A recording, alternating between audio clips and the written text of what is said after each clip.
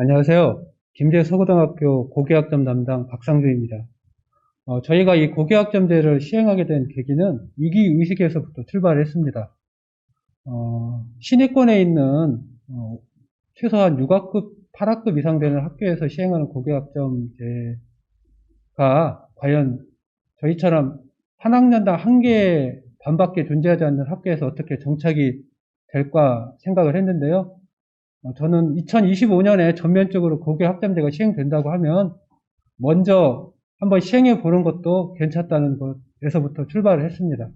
그래서 많은 고민이 있었지만 저희들이 가장 충격을 받았던 이유는 예전에는 저희 학교 오는 애들이 대부분 학교의 교육과정이나 커리큘럼에 대해서 별로 관심이 없었는데 작년부터 학부형들이 학교의 커리큘럼을 따져서 저희 학교에 진학을 하는 경우가 발생을 하고 있습니다. 그 소리는 학교가 소규모 학교라 할지라도 자기 자녀가 그 학교에 맞고 그 학교를 통해서 자기가 좋은 대학을 진학한다고 하면 저희 학교도 선택받을 수 있다는 그 출발점에서 시작을 하게 됐습니다. 그래서 저희 학교에서 올해 1년차이지만 두 가지 측면에서 저희들은 출발을 했습니다. 첫 번째, 학교 모든 구성원들이 고교 학점에 대한 인식을 좀 제고시키고 그걸 밑바탕으로 해서 앞으로 전개될 고교 학점제에 대한 프로그램을 실제적으로 한번 현장에서 한번 적용을 해보자. 대신 다른 학교 사례를 따라하지 말고 우리 학교가 가장 먼저 실천할 수 있는 것부터 실천을 해보자는 데서 출발을 했습니다. 그래서 저희는 첫 번째 학교 문화에 대한 풍토를 좀 바꿨습니다. 관리자에 의해서 수동적이고 수직적이고 정례하던 학교 문화, 일례로 교무위에 열리는 것도 관리자에 의해서 열리게 됩니다. 그리고 학교의 필요에 의해서 열리게 되는데 막상 제가 만약에 그걸 담당하고 있는 담당자가 교무회를 열기가 상당히 좀 어렵습니다. 왜냐하면 관리자의 허락을 득해야 하니까요. 그래서 올해는 그런 걸 과감히 탈피해서 자율적으로 교무회를 소집을 하게 됩니다. 그래서 어떠한 사안을 바로바로 공유를 하고 정보를 공유함으로써 다양한 방법이 생기고 그걸 가장 합리적으로 해결할 수 있는 과정이 발생을 했습니다. 그래서 지금도 교무회를 조금은 죄송스러운 얘기지만 일주일에 한 번씩 월요일날 정례적으로 했던 그 교무회의도 중요도에 따라서 부장들만 모이기도 하고요. 아니면 교과 군끼리 모여서 회의를 하고 그게 확대 회의로 전환되는 그런 과정을 겪었습니다. 그래서 오히려 선생님들은 만족도는 더 높은 것 같습니다.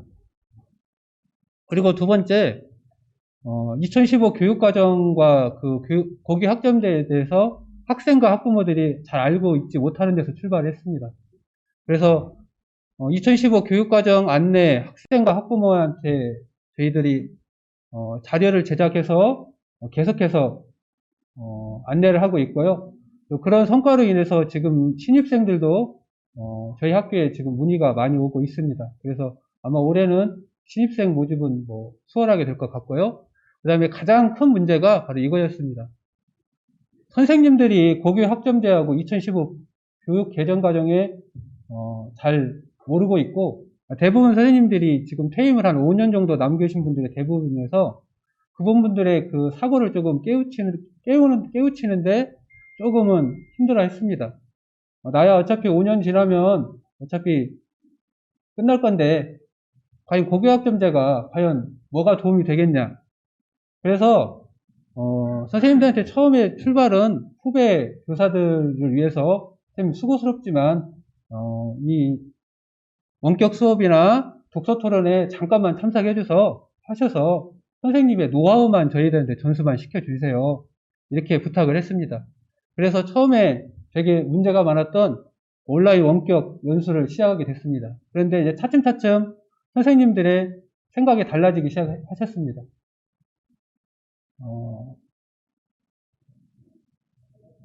그래서 첫 번째 왜 고교 학점제인가부터 출발해서 그 다음에 수업 속의 학습 코칭 이 두 가지를 올해 1학기, 2학기에 걸쳐서 시행을 했고요. 그 다음에 독서 토론 활동을 4개, 분기별로 4개에 의해서 선생님들이 직접 책을 다 저희들이 이제 구입을 해서 드렸고요. 선생님들이 그냥 솔직한 소감문을 쓰고 거기에서 선생님들이 서로 질문하고 답하고 서로의 노하우를 공유하는 걸로써 이렇게 진행을 했었습니다. 여기에서 기존에 몰랐던 것들 저희들 많이 배웠고요. 선생님들 스스로 이런 교육과정이나 고교학점제가 학교에서 그냥 어느 과목을 위해서 존재하는 게 아니고 서로 배워가면서 서로 성장하는 그런 과정으로 저희들은 선생님들 인식을 하게 되게 됐습니다. 그래서 이러한 밑바탕이 되고 난 다음에 아이들에게 실제적으로 교육과정에 어떻게 누가 들을까 생각해서 이제 저희들이 이제 교육과정에 고교학점제를 투입을 하게 됐습니다. 그래서 고교학점제 관련 프로그램 운영 관련 사항은요, 저희들은 고교학점제 관련 프로그램을 크게 세 가지로 출발을 했습니다. 첫 번째, 아이들의 적성, 그리고 아이들의 진로, 그 다음에 그런 적성과 진로가 과연 아이들한테 교육과정이 어떻게 전개가 될 건지 그런 문제점, 그런 고민에서 출발을 했고요. 그래서 다른 학교에서 역시 똑같이 진행하고 있는 적성검사를 시행했습니다. 그래서 진로 역량검사, 다면적 진로 탐색검사, 그리고 대학 전공 탐색검사를 실시를 했습니다. 근데 여기에는 이제 하나 특이한 게 있죠.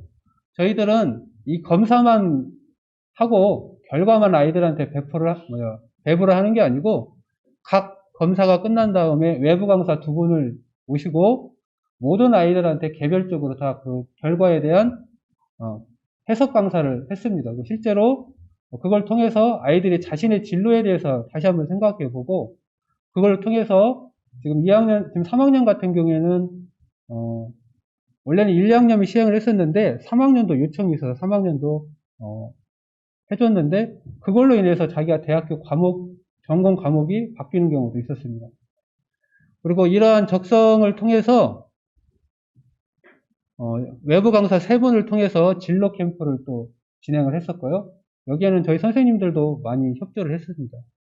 그리고 이 진로 캠프를 개최하고 난 다음에 학습 코칭 프로그램을 운영을 하게 됐습니다. 그래서 1학년 같은 경우에는 진로 캠프를 통해서 자기가 적성이나 진로를 선택하는 데 있어서 그걸 선택하기 전에 자기는 중학교 때 공부에 대한 방법을 모르고 있고 고등학교 와서 어떻게 선택을 할 건지 상당히 난감했었는데 그 학습 코칭 프로그램을 통해서 아이들에게 하여금 학습할 수 있는 가장 기본이 되는 것을 아이들한테 이제 숙지시키는 데 가장 컸고요.